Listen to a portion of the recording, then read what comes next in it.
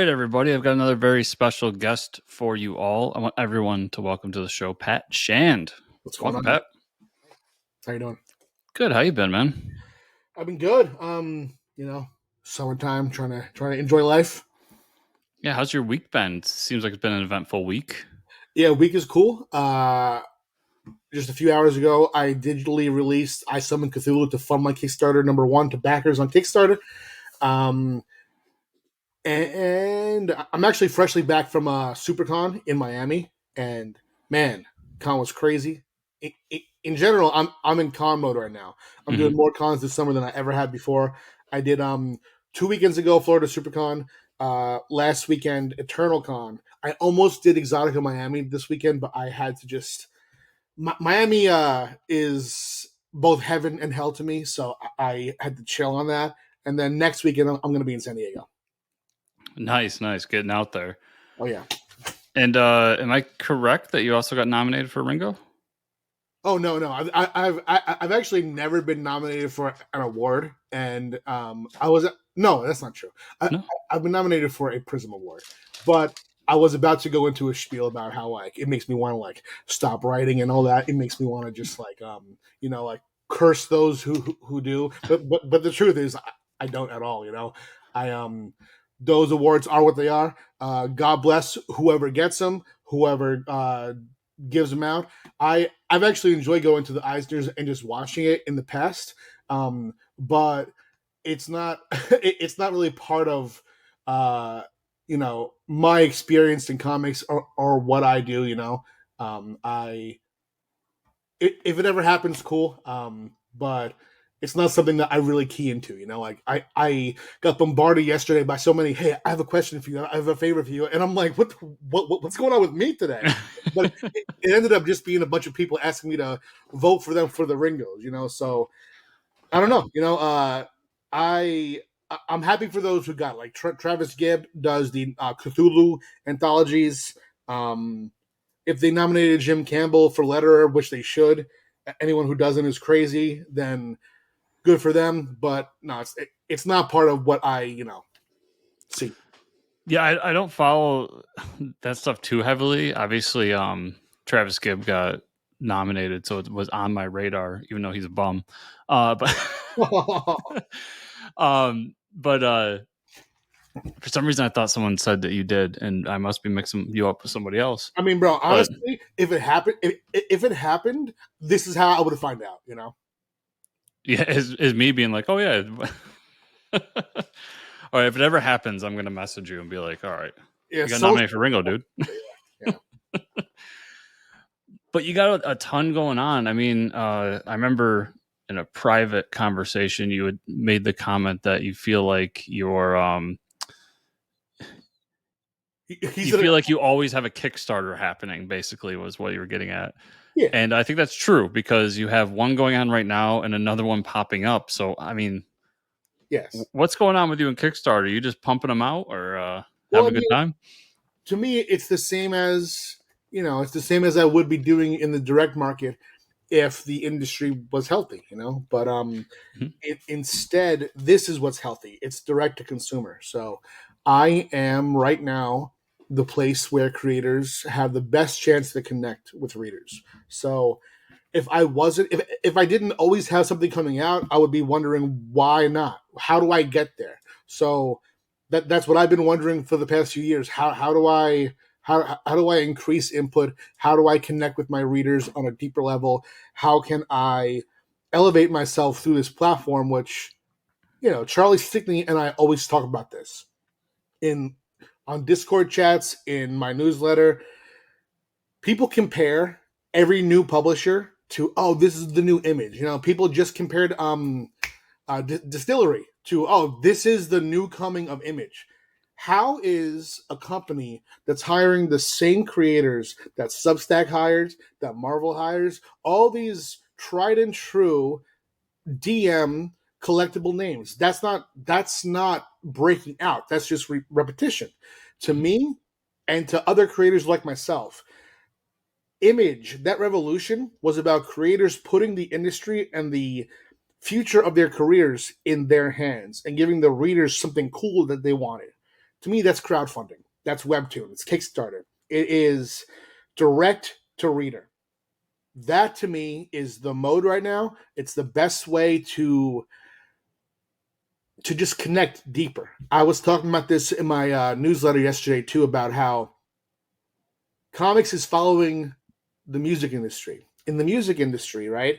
If if a label signs you in 1999, that is your dream come true as an artist. People see it.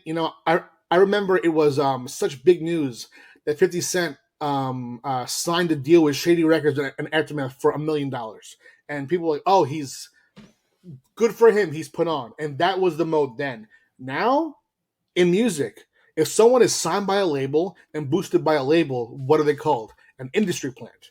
And they see it, the fan base sees it as a negative thing. They see an artist being falsely pushed at them. But in comics, you still have people scrounging for approval via these deals with companies that aren't going to exist in a few years. And that to me was an unsustainable mode. And the indie mode, the same kind of thing as marketing viral through, for a while it was SoundCloud. Now it's TikTok and YouTube. That's what we're doing in comics finally. We're way behind, but finally we're actually creating a bond direct between creator and consumer on modes like Kickstarter.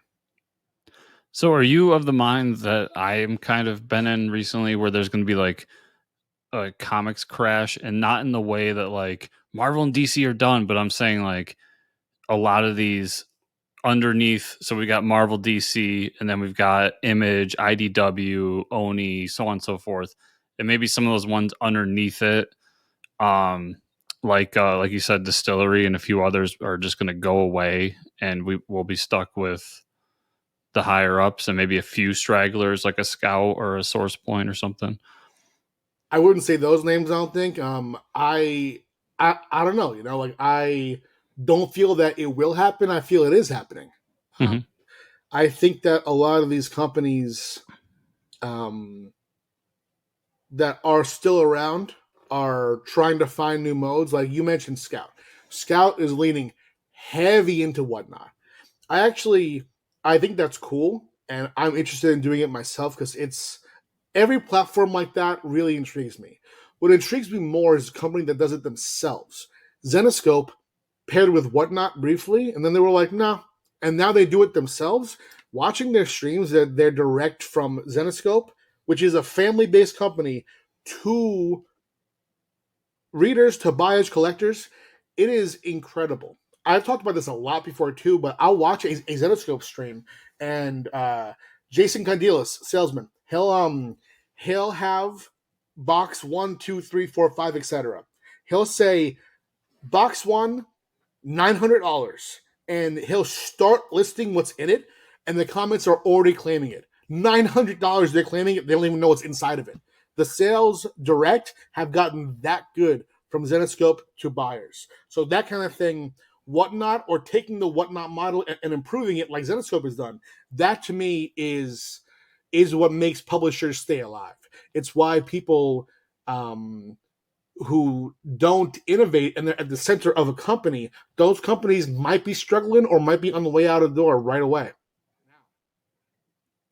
Yeah, I mean, if you don't have, and this is like 90% of the comics industry, if you don't have an IP that can turn into some other media, Yeah. you got to find something else, because even something like IDW where they're licensing these big IPs, or I mean, and they've been losing them left and right as well.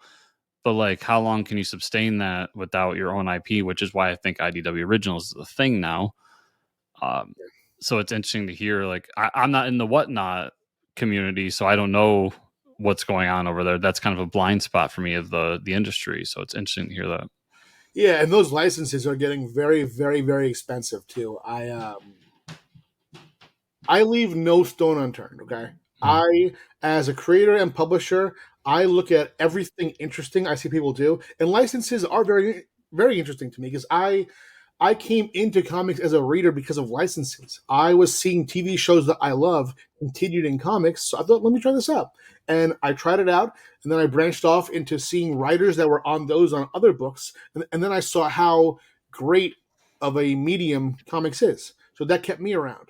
And I hear that all the time, that these licenses give such a better way in than just hoping someone will see a Captain America movie and pick up a comic and then read it and be confused about what's going on. It's just the comics have such an in-depth lore that ties so well to history that it couldn't possibly do what a licensed comic does, which is continue a story or give an extra story. The movies of Marvel and DC, they're just not really connecting to comics in the same way, and they shouldn't. So licenses really interest me. So I naturally have looked into doing them, asked about some familiar ones to me, some different ones, and the fact that these mega corporations are not only buying up art house studios but now buying one another, it makes it so they look at an IP and they say, "I'll only release merch material licensed comics for this IP if it can guarantee this amount of money, because even making a little bit of money, breaking even, it looks worse to them than it does to have the IP do nothing." So that's what makes licenses very hard right now, very expensive. So for the companies that were making their bread and butter off of that, it's getting harder to eat out here. So trying those new modes is really essential. Yeah, yeah. So what I'm hearing is, for someone like me who really wants a ROM book, I shouldn't hold my breath.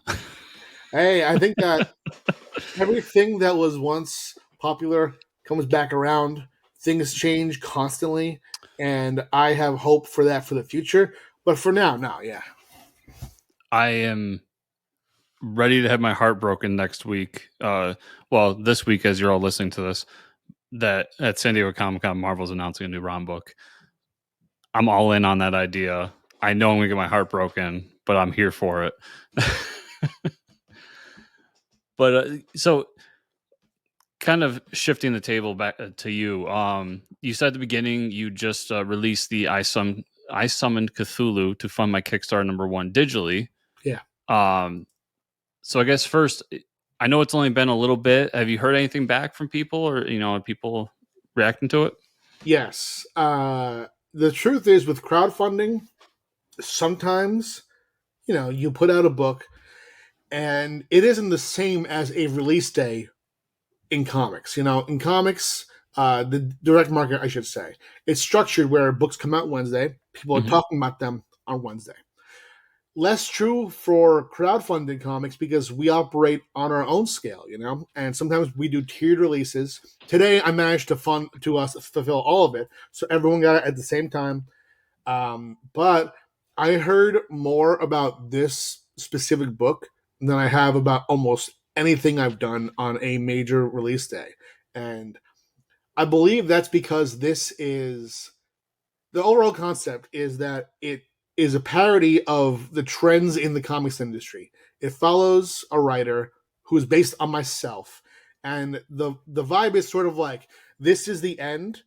The Judd Apatow film, Seth Rogen, that puts those actors in a apocalyptic scenario. It's that for the comics industry. So we follow a writer as he learns that success in comics comes from creators making pledges to dark gods, and he gets roped into this scam that has him giving too much blood to one of the worst of these dark gods, and they rise up, and hellfire rains down. So because it comments on trends in the industry and parodies creators, like in the book, this character's based on and named Charlie Stickney, Travis Gibb, Russell Nolte, Raven Gregory, Pat Shand, all these indie creators in the crowdfunding sphere get poked fun at in this book in a loving and also brutal way.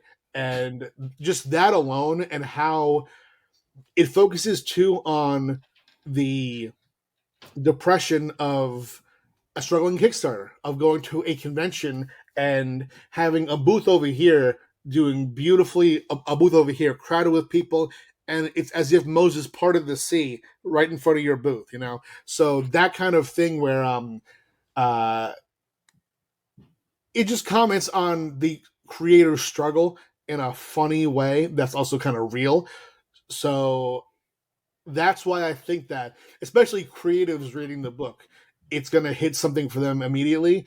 And it's been a fun morning seeing all this talk about it. That's great. I personally I got the email this morning and can't wait to read it. I usually wait for the physical version to hit my mailbox before I read it, but I might break the rule here because I've been hearing good things from people. Nice. And so yeah, you got that out there, which is really cool. And then, of course, we can't waste any time. You have a new Kickstarter out. So Yes, yes, yes. your current one that's running as we're recording and as everybody's listening to this, you still should have a little bit over a week to check it out. Is Vix the Hunter? Yeah. So I think a good place to start is like, what's the book about? All right. Vix the Hunter is about a warrior woman and her giant, four-eyed, radioactive feral fox in a post-apocalyptic world. The world has been hit by this radioactive event that has made animals and sometimes even people change. So foxes now are these horrific beasts that are the size of buildings. And she has a kit, a baby fox, who is not quite skyscraper sized, but is, elephant sized almost. And this fox, which is normally an absolutely monstrous beast, she has somehow bonded with and tamed in a sense, and they're companions. And they're making their way through this horrific, weird world that's trying to rebuild itself in a way that tests their bond and shows them the horror and beauty of this new world. And who's your creative team for this? Your creative partners, if you will. All right, so this spins out of my book Afterglow. Afterglow, I wrote, and Caitlin Smith drew it, and within there were these foxes that I saw her draw. I became obsessed with the idea of a story with these foxes. So I paired with the writer Jeff Massey. He is, he was actually my college professor, and I ended up when I was a editor at Zenescope, an editor. I brought him in on their Oz titles, and he took over Oz with the second volume. And his Warlord of Oz series to me is one of the best Zenescope books ever. His sense of humor, gravitas, incredible. So I wanted to bring him in and work with him on this. So he is from our outline and from my creation of the character Vix. He is writing the script for that, and I am creating a second character, Hemlock, who is featured on the B cover. She is someone who, we've seen animals taken over by this radioactivity. She's a person who has been impacted by it. She is sort of a Swamp Thing vibe as far as her appearance goes. A uh, radioactive wasteland uh, corpse creature, pretty much. So that's my part of this that I'm fully scripting alone. And that's drawn by Damian Torres, and who's working with me and Massey on the main story is Larry Watts. Larry Watts, who I did the Robin Hood trilogy at Zenescope with. So this is a pretty cool reunion. And the colors on the main Vic story are James Offreddy. Awesome. So I mean, kind of going back to Kickstarter trends, one I've been noticing a lot, and I see it here on yours, is the simplification of pledges. And Oh I've yeah, heard a few different versions of this, but maybe you could talk a little bit about like what goes into kind of. It used to be we had these like really in-depth pledges, and I know part of that is because of the backer kit that's in Kickstarter now. But um, what do you think has gone into kind of simplifying them, and why people aren't going for these big, extravagant tiers? I think it's a matter of Kickstarter changing things in a good way and creators realizing things. I think that the days of you putting out a one shot or 3 issue series and thinking they have to have t-shirts. I think I think those are mostly over for creators. If it's an immensely successful IP like Common America, do a t-shirt. If you're making $10,000, 20,000, why? Like that's gonna be it's very limited and it's a high ticket item. It makes packing difficult.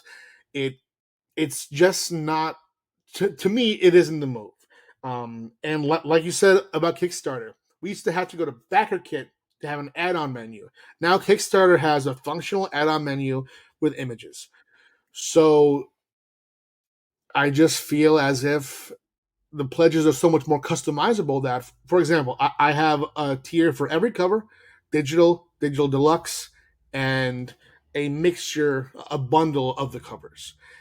If you want to add say you want cover A and cover D. In the past, you would have to hope against hope that they, as a creator, create a tier for that. Now you hit cover A when you're checking out, add on cover D, boom, simple, done. And if a creator isn't doing that, that that is just them kind of not being in the mode of what Kickstarter is doing. Unless they still highly prioritize BackerKit. I get that. I don't agree that that's a good idea, but it's just Kickstarter has given us such a beautiful tool, and they make it so much easier now that to me it's essential for creators to grasp onto those to help make the buying process for readers that much easier. Yeah, and as a consumer of that, I'll say I find BackerKit super annoying. I hate BackerKit. It's the worst. Bro, that's why. See, I'll I'll actually temper that. BackerKit has two services. They have standard BackerKit, which whenever I back a Kickstarter and the reward survey goes to BackerKit, I'm always like, up, here we go. It's annoying. So that's mostly why I didn't do it. I tried it once and I pulled out because it was annoying on our side too as creators. But on the consumer side, I don't feel like I should have to go to a different platform to finish the purchase. It feels weird. But one thing they do that is incredible, BackerKit, I have to give them kudos for this, is their launch system. Now, BackerKit Launch is simply a way to, in one single email, blast out to every backer who has pledged to you before that you have a pre-launch link, that your campaign is live. And the beautiful part about it is that when that person hits pledge, even if you do another launch blast, they will not be annoyed because they won't get a second blast. They will be filtered out because they've now pledged to you before. So that's a great tool, and it doesn't ask uh, it doesn't ask the backer to do anything outside of BackerKit of a Kickstarter besides clicking on an email. It is nothing like their normal system, which I don't like. It is it, it's a game changer as far as that goes. So I have to give credit for that. But I entirely agree. Their regular platform is not for me. That's interesting. I didn't know that. I get those all the time too, and I didn't know that was BackerKit that had those. So Yeah, yeah, I'll give them props for that. yeah. Yeah, so going through the campaign, I mean, you said we talked about how we've simplified tiers and all that, and you've basically just done here's the book and here's the covers. And obviously you do a digital version and stuff like that. Um, for you in the Kickstarter space, how important are variant covers for you? Oh, 100% essential. I do them especially in single issues. They're collectible. They give people a choice. They give you a choice. Do you want this cover? Do you want that cover? And the creator, as creators, we should be offering variety. We should be having each variant cover be very, very different so that you give uh, readers a choice, number one, and two, a choice to buy all in. If I had, say, every single cover was just Vixx in a similar pose with her fox and moody lighting, people wouldn't want to get all of them. They would pick their favorite one. But now I have one sort of like anime inspired cover of Vixx and her fox. I have a Hemlock cover in the Wasteland. I have a painterly cover that's closer up of Vixx and her fox, showing foxes above them in the background. I have this sort of trippy, almost impressionistic uh, virgin cover of Vixx and her fox, and finally, I have Vixx cuddling with a plushy version of Kit, her fox. So each cover is so different. So I'm seeing people get all of them. Whereas there are some campaigns that wonder why the variant isn't doing better, and I advise on campaigns too. So I go to look, I'm like, oh well, your variant might be done by a different artist, but it's as if they have virtually the same cover concept. and that isn't gonna really make people want to get both. You have to offer a way in for them to up their pledge, because that's how you make people who will do more than just the base tier. You do, of course, people who do the base tier, that's great. But as a creator, you want the highest level of support that is possible, and you have to create a way in, because they're not just going to donate money to you. This is not GoFundMe. No matter the perception that some people have, Kickstarter has become a pre-order site, and the way to get those pre-orders up is to offer content that people want, and the way to do that is variety. Definitely. Have you noticed, is there like a magic number for variants? Can you do too many? Can you do too few? Or what's your opinion there? Can you do too many? Yeah, yeah. Say I feel like right now where I'm at with I have 4 main covers and I have 1 stretch goal cover that we unlocked. That feels like a sweet spot. Um, I wouldn't lose money if I did a 6 cover. I probably would have made some more money, but I am looking toward I'm looking toward the completionist reader. I want, when Vixx number 3, the finale of the series, comes out, I want to make it so that people who tried the series out and enjoyed it with number 1 have an easy path to get every cover for the book. I don't want to overload. However, there are some titles where the collectible nature is just so high that it makes sense to create a higher number of variants. Like, for example, on my Not Safe for Work stuff, I have my Cheeky Comics imprint, which is our adult line. Um, that fan base is highly focused on collectibles. So I'll do a cover A and then a spicy version of cover A, and that just having that same version, that same two versions of the same cover, that already is going to increase how many covers are going to be on the book, because I'm always going to have at least 4 base images to choose from. So say we did a not safe for work version of 3 of those covers, that's already 7, and then I introduce a stretch goal, that's 8. And it just goes up from there, because on those campaigns, the spicy versions of the covers are limited and they'll sell out. And then if they sell out, I'll introduce a new one for people to get. And that is it it's fun for them to collect, and I get that it could be overwhelming too. So I'm very careful about how I do it. But that's the kind of campaign where I would definitely lean more into the variants, because it's what the audience wants. And once again, this coming from somebody that's not in that corner of comics with the cheeky comic stuff, do you find it harder to have variety in the quote unquote cheesecake covers in terms of the art style, or what the cover is, or No, no, because no?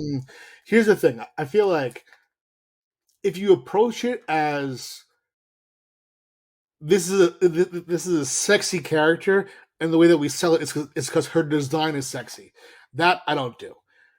I create characters and I put them on the covers. They're in scenarios, like, for example, I'll just go through my Private Dance covers. Private Dance is, you know, as much as it can be described as a not safe for work comic, it is what I would say would work very well as an HBO series about a strip club.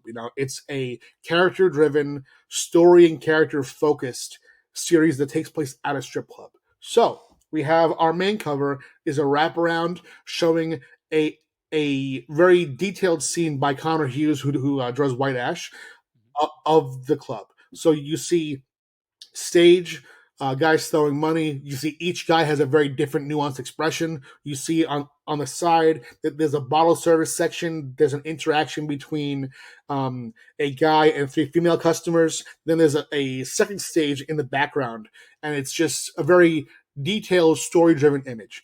Cover B is our lead character Sabby giving a woman a lap dance, and she mistakenly knocks the champagne bottle over.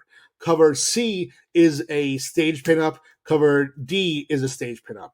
And then cover E and F show Sabby in different situations in the club. So if you focus not on how to make this image sexy and instead who is the character, what am I trying to show here, and just treat it like a cover on any other series, that to me is the key to an interesting cover. And this is kind of pivoting over to more talking about Private Dance, but Yeah. it just comes to mind as you're talking. And I think you have a unique perspective of what I'm about to ask, being that you worked at Zenescope for so long. Yeah. Do you think that these comics that, like, and I'll throw myself in the loop, that people call like cheesecake cover comics or something like that, have a bad rap? I think they have an unfair rap, yeah. Um, I mean, I feel like Zenoscope has the most interesting shared universe in indie comics. People look at it, and I mean, people even assume that it's porn. Zenoscope is not porn. It's the interiors are PG-13, shared universe, grounded urban fantasy that is very much like Marvel, where you have different genres. They do horror, they do fantasy. Their fairy tale characters are all largely based in reality. They have their universe that's essentially world, our world, and then there's four realms of power that are on different planes. You have Neverland, Wonderland, Mist, and Oz. So there's this detailed mythology that blends all those public domain and horror, classic horror characters together, and it has enabled them to tell these interconnected, nuanced stories for years. And because there are pinup covers, and the pinups are they now do four covers per book, and cover A is an iconic character pose. Cover B is a story driven action shot. Cover C, sexy pinup, and cover D, whatever's missing on one of these covers, they'll have an extra concept, whether it's an extra pinup, extra action, extra iconic. They'll do cover D as a sort of fun extra. And then for the conventions, which is what most people see and assume is the Zenescope mode, is the super cheesecake pinups. Fact of the matter is, the stories aren't that way at all.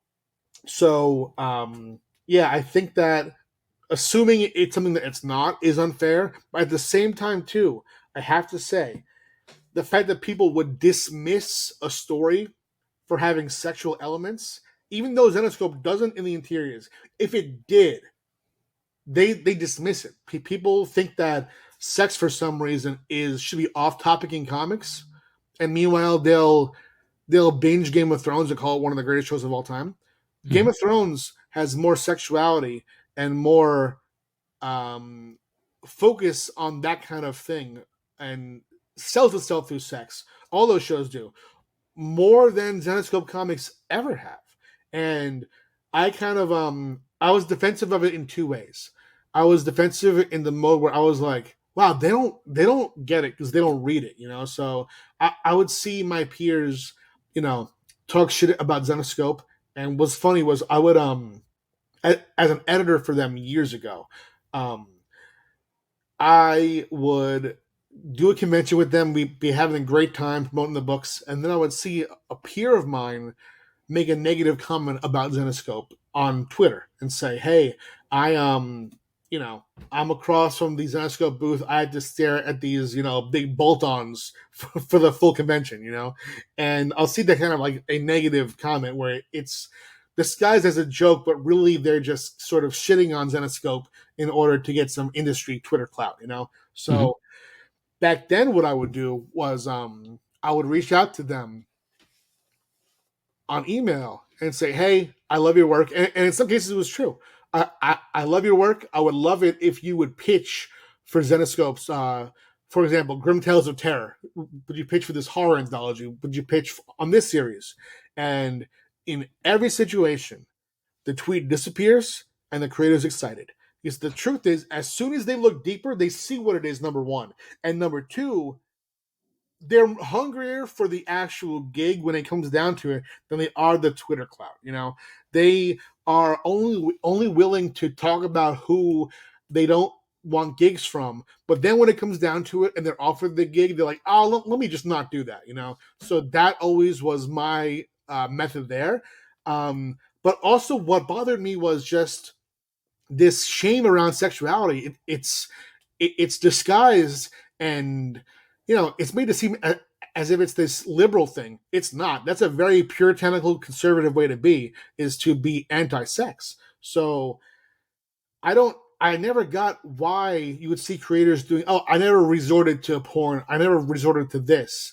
And meanwhile, some of the most nuanced stories, like for example, Jeff Brown's graphic novels. There's a lot of explicit sex in those, and they're great emotional, nuanced, personal stories. So that's why Amy and I created Thirsty, Cheeky, and Steamy, was to be like, you know what?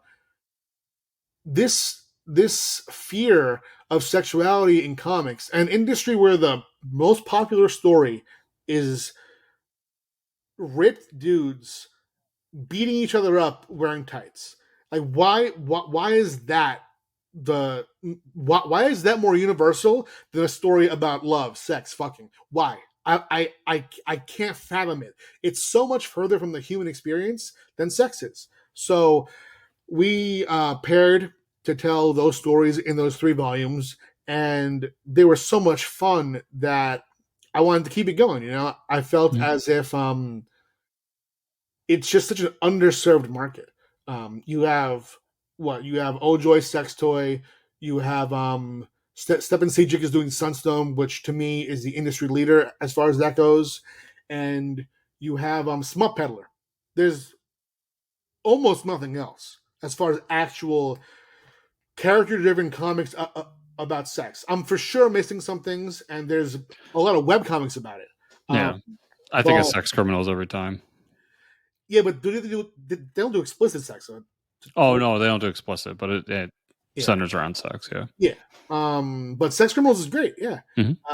But I wanted to continue that mode and sort of just keep pushing back on the idea that this is something to be ashamed of. Feel free to pass on this next question if you want to. But do you feel like a part of that was the whole political movement that came about that was kind of like we shouldn't be exploiting women sexually for these things that kind of push things that way? This was before that. You saw, Okay. yeah, you saw, for example, Milo Manara got shit for his Spider Woman cover. Yes. That was That was a direct copy of a Spider-Man cover. Yes, I remember. Yeah, it was pre Me Too. Yeah.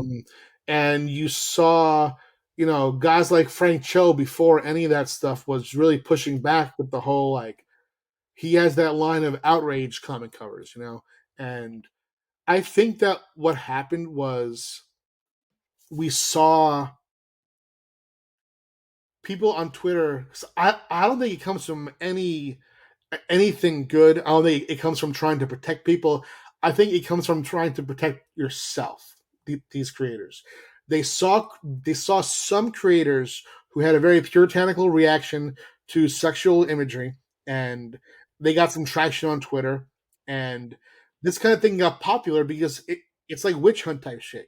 They thought, oh, this person got lit up on Twitter. I don't want to be the next one, so I'm going to join the witch hunt. I'm going to join the mob here. And that's how that kind of thing happens, in my opinion. 100%. So yeah, so you started Cheeky Comics. You're doing these not safe for work books. I think we talked about one of them the last time you were on here. But the new one's coming out. You've talked about it a little bit with the covers with Private Dance #1, Yeah. which is going to be hitting Kickstarter a little bit after Vixx is done, No, during Vix, yeah.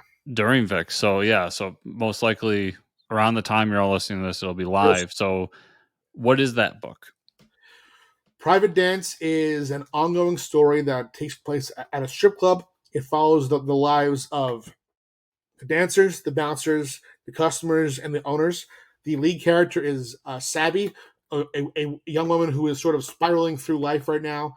In the opening scene, she has a clash with management, and she is going to leave the club behind. She gets out, and as soon as she gets out, she's texting and driving, rear ends somebody, and cuts right back to her at the club. So it's sort of her her relationship with the club and with her clientele as she tries to find herself in life, see if she can enjoy this job, see if she needs to escape, and just we delve into that character as the lead. But really, just like I do Destiny New York, Destiny New York is centered in a fantasy version of our world. Follows a girl who had a prophecy made about her when she was young. She completes her destiny when she's just 13, so now she's in her adulthood trying to figure out life after destiny. She's the way in, but that series is a huge ensemble. It digs into all the supporting characters.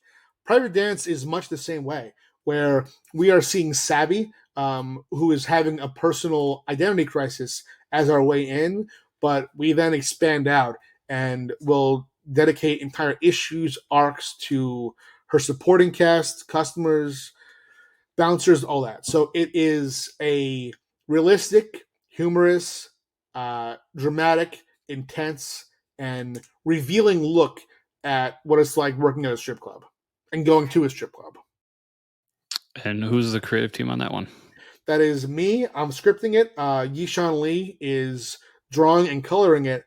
Jim Campbell on letters, and Shannon Lee and Steve J editing. And you're gonna have a ton of covers, you said. Yeah, we have covers from Connor Hughes, Celtis, Othala M, Joe Picar, Ganessa, and we have an Exotica exclusive of that by Lyrics. Very nice.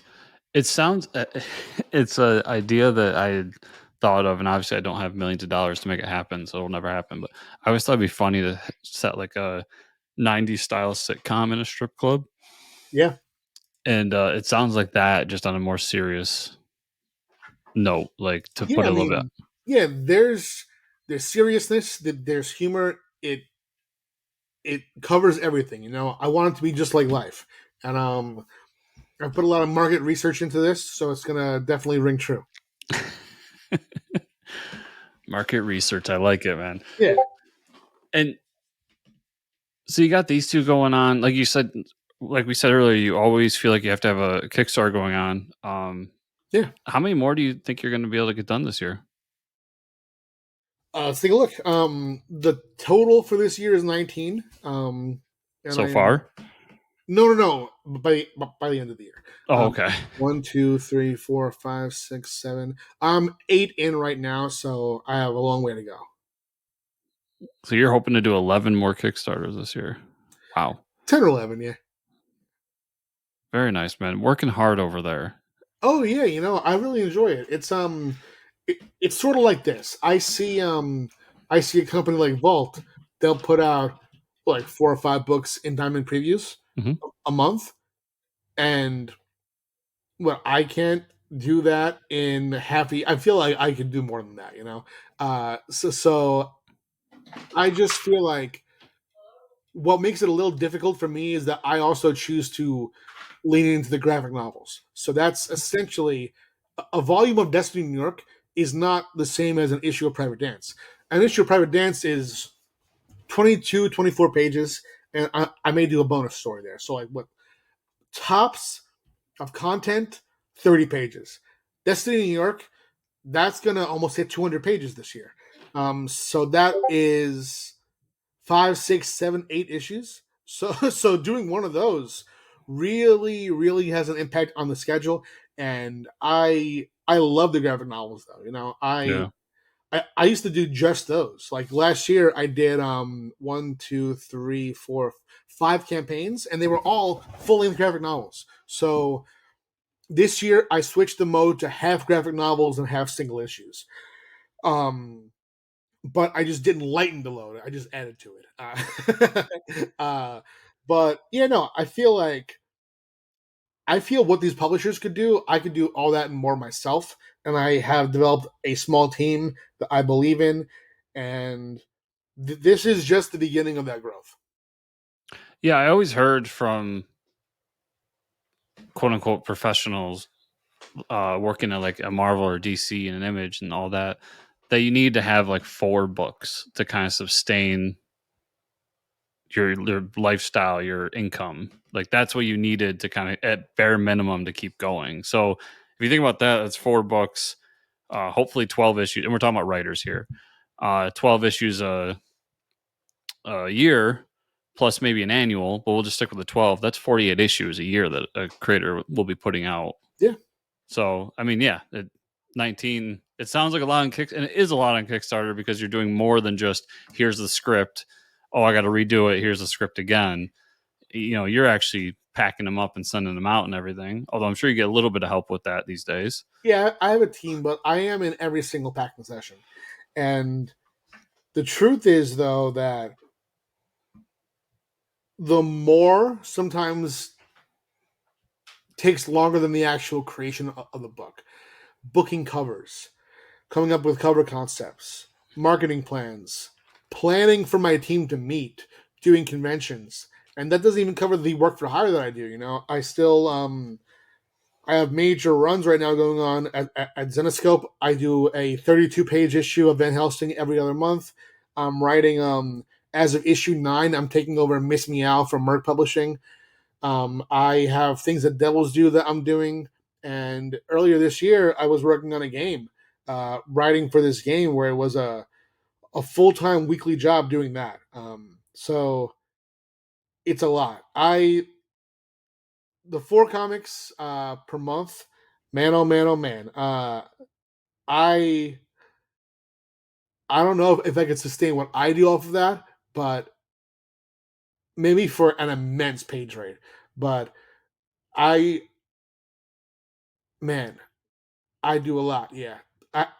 As I'm thinking about it, there's things I can't even talk about that I'm doing work for hire wise, but um, I don't know. It's definitely it's an industry where you can't really focus on one, two, or three things. You need more as a writer to sustain yourself. It's just true. And fact of the matter is that I know some of my friends hate this, but the truth is, I feel you have to be more than a writer to sustain yourself as writer in comics. You can't just script and call it a day. You have to do more. Yeah, that's huge. I had a long chat in the show a few weeks back with somebody about that, and Yeah. it's 100%. Like you have to be out there. You have to spend time with people like me, unfortunately.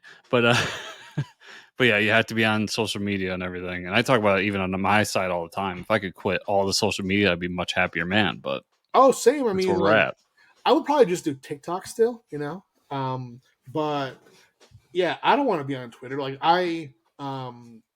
there's things about Twitter I enjoy now. Like, I enjoy Spaces on Hmm. Twitter, but I wouldn't tweet. I would just do probably Instagram and TikTok. Uh, I'd be a boomer on Facebook just talking to my family. That's all I'd be. nice, nice. But yeah, I mean, like, I I do a vlog now. I do all these conventions. I run a business, a very successful business, but it's based on what I do as a creator, but it's also the moves I make and the time I spend on the business is not the same muscle as it is to write a script. It's very different.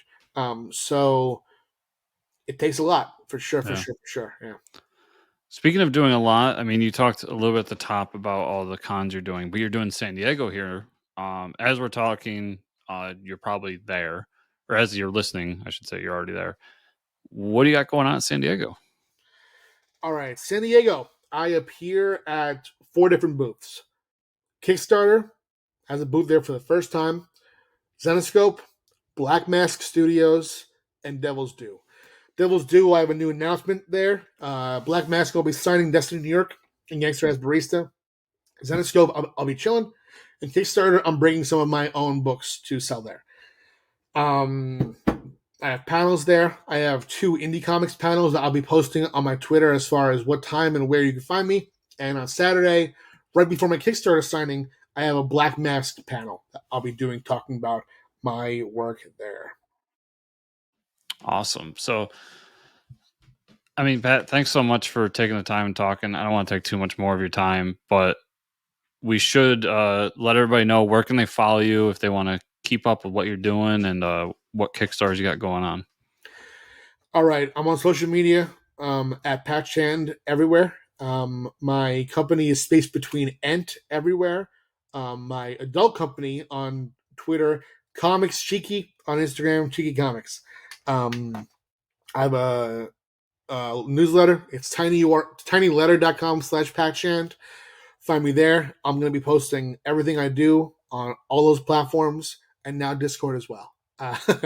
Um, and yeah, we have Vixx Live right now. That is when this airs, we'll have about a week left. And when this airs, we'll probably be a couple of days away from Private Dance 1 launching. And I expect this to be a really exciting launch. And as always, everybody, you can find those links in the show notes down below. So make sure to click on them, check out the books, and follow Pat further. Pat, thanks so much for taking the time. It's always a pleasure talking to you, man. And best of luck with these campaigns. Thanks a lot.